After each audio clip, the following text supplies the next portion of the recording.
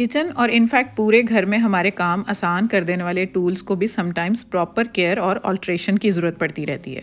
Proper working condition में रखने के लिए इसी तरह कुछ चीज़ें जैसे हमारे ओल्ड और अनपेयर्ड सॉक्स होते हैं, उनको भी वेस्ट करने से पहले उनका बेहतरीन रीयूज़ कैसे किया जा सकता है, इन सब इश्यूज़ को आज की वीडियो में हम आसान मेथड से रिजॉल्व करने वाले हैं।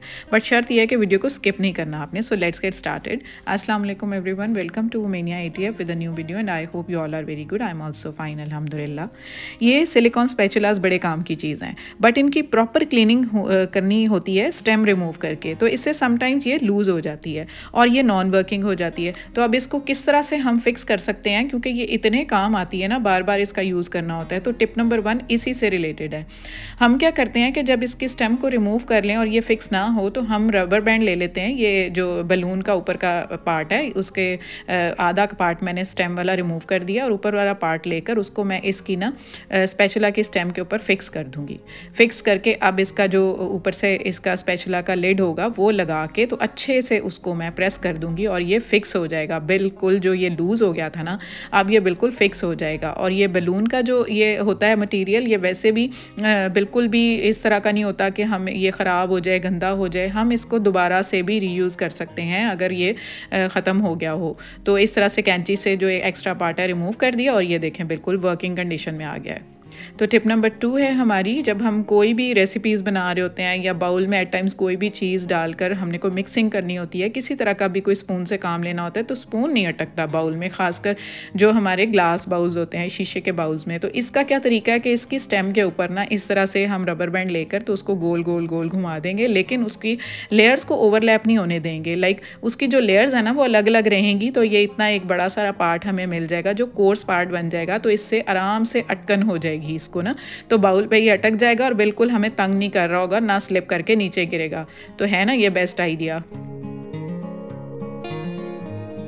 तो नेक्स्ट स्टेप हमारी जो है वो हमारी नाइफ्स को लेकर है। बहुत प्रॉब्लम आती है क्योंकि बार बार नाइफ्स यूज़ हो रही होती हैं और जितने किस्म की भी नाइफ्स हो ना, काम करते करते वो ब्लंट हो ही जाती हैं, उनकी शार्पनेस ख़त्म हो जाती है।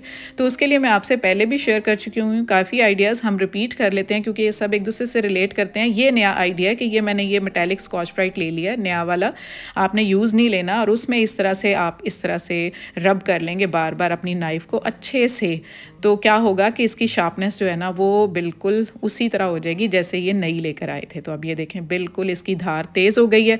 दूसरा आइडिया ये है कि आप जो सिरेमिक कप्स होते हैं ना, उनकी ये पिछला हिस्सा जो उसकी बेस होती है जिसके ऊपर पेंट नहीं हुआ होता, तो उसके ऊपर इस तरह से अपनी नाइफ़ को आगे पीछे घुमाने से उसके जो धार है वो भी तेज़ हो जाएगी। ये आपसे ऑलरेडी मैं शेयर कर चुकी हूँ। थर्ड है, ये भी नया आइडिया है कि आपके घर में इस तरह के ये मिट्टी के अर्दन टूल्स जो आते हैं जिनके अंदर एट टाइम्स फिरनी या खीर आ रही होती है या कोई और पर्पजेज़ के लिए मिट्टी के बर्तन यूज़ हो रहे होते हैं, तो ये बहुत काम की चीज़ है। इसको उल्टा करके ना, तो इसके ऊपर भी अगर हम रब करेंगे ना अपनी नाइफ़ को तो अच्छे से शार्प हो जाती है। ये अर्दन होता है, तो मिट्टी तो वैसे भी आपको पता है कि हर चीज़ में हमें, हमारे पौधे हो कोई चीज़ हो, तो मिट्टी से बनी हुई चीज़ें जो हैं बहुत काम की होती हैं।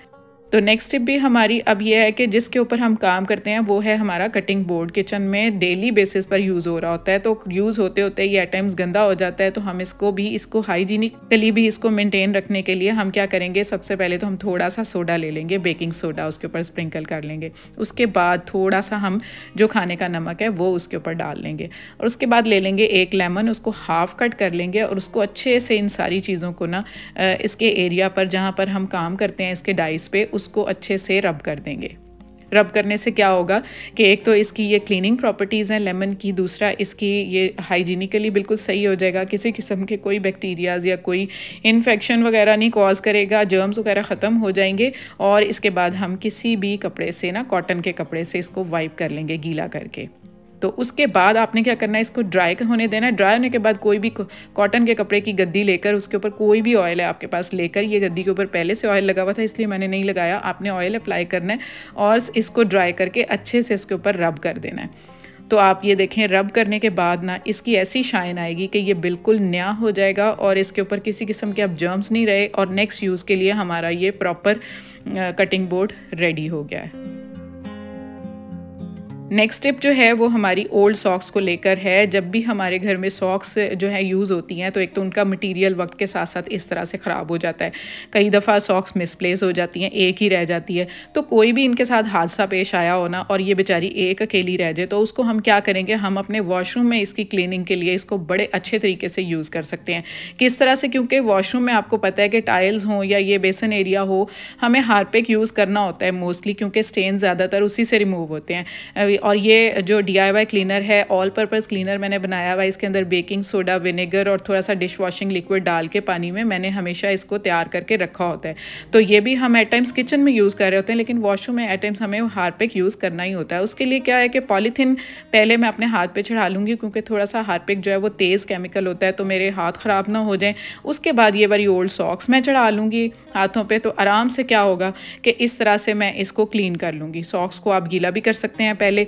तो अब 5 मिनट इसको हार्पिक को लगा रहने देने के बाद और DIY क्लीनर को डालने के बाद जब थोड़ा सा टाइम लग जाएगा ना, उसके बाद इस तरह से सिंपली मैंने सॉक्स से अप्लाई कर लेना है। क्योंकि ये जो जब हम हाथ से कोई चीज़ साफ़ करते हैं ना, तो वो बहुत अच्छे तरीके से साफ़ होती है कि हम किसी भी चीज़ के साथ साफ़ करें, ब्रश के साथ करें, तो उन एरियाज़ पर हमारा हाथ चला जाता है जहाँ पर एट टाइम्स हमारे टूल्स नहीं जा रहे होते। तो ये बड़ा अच्छा तरीका है कि हमारी सॉक्स का जो है वो रीयूज़ भी हो जाता है और सॉक्स के मटीरियल की वजह से जो शाइन आती है ना इन टाइल्स में और बेसन में, वो बड़ी अच्छी होती है। उसके बाद अब ये क्लीनिंग हो गई है, तो अब जब ये मैं सॉक्स रिमूव करूँगी, साथ पॉलीथीन रिमूव करूँगी, तो मेरे हाथ जो हैं वो बिल्कुल, उनको कोई नुकसान नहीं होगा। मेरे हाथों की स्किन बिल्कुल उसी तरह से होगी, तो हमारी ये क्लीनिंग बेस्ट हो जाएगी। उसके बाद हम ये वाइप के साथ अपने बेसन को वाइप कर लेंगे। तो अब आप इसकी शाइन देख रहे होंगे कि कितनी ज़बरदस्त है। फाइनली इसके अंदर नेफ्थलीन बॉल डाल दिया ताकि कोई इंसेक्ट्स वगैरह ना आए। तो इस तरह से मैंने सॉक्स का रीयूज़ कर लिया। आई होप आपको ये आइडिया पसंद आया होगा। तो ये था मेरा आज का कंटेंट। आई होप आपको सारे आइडियाज़ वर्किंग लगे होंगे। इसमें से कोई भी ऐसा नहीं है कि जो आपको पसंद ना आया हो। आप ज़रूर इनको अप्लाई करके मुझे फीडबैक दीजिएगा, कमेंट कीजिएगा। और जो लोग नए हैं ना, जल्दी से सब्सक्राइब कर लें। आप मेरी वीडियो देखते हैं लेकिन सब्सक्राइब नहीं करते, तो प्लीज़ सब्सक्राइब करें और कमेंट किया करें और बेल आइकन भी दबा दें। और अपना बहुत सारा ख्याल रखें। मिलते हैं नेक्स्ट वीडियो में। Till then take care and अल्लाह हाफिज़।